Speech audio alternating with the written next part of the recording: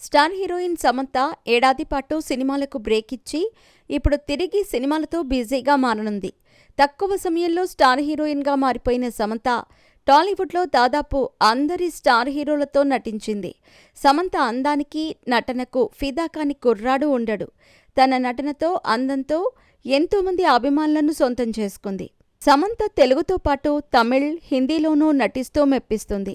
Citadel అనే సిరీస్తో ప్రేక్షకుల ముందుకు వచ్చింది. శామ్ గతంలో ఫ్యామిలీ మ్యాన్ 2 వెబ్ సిరీస్లో నటించి మెప్పించింది. ఈ సిరీస్తో హిందీ ఆడియన్స్కి దగ్గరైన శామ్ ఇప్పుడు సిటాడెల్ సిరీస్తో మరోసారి ప్రేక్షకులను ఆకట్టుకుంది. త్వరలోనే వరుస సినిమాలతో బిజీ కానుంది శామ్. సమంత నటిగానే కాదు, ఇటీవలే నిర్మాతగా కూడా మారింది. నిర్మాతగా మారి సమంత చేసిన సినిమా శుభం. హారర్ కామెడీ కంటెంట్తో తెరకెక్కిన ఈ సినిమా మంచి విజయాన్ని అందుకుంది. ఇక ఇప్పుడు తెలుగు, తమిళ్, హిందీ భాషల్లో సినిమాలు చేస్తుంది సమంత. టాలీవుడ్లో బ్యూటిఫుల్ లవ్ స్టోరీగా సెన్సేషన్ క్రియేట్ చేసిన సినిమా ఏం మాయ చేశావే. క్రియేటివ్ డైరెక్టర్ గౌతమ్ మీనన్ దర్శకత్వం వహించిన ఈ సినిమా మంచి విజయాన్ని అందుకుంది.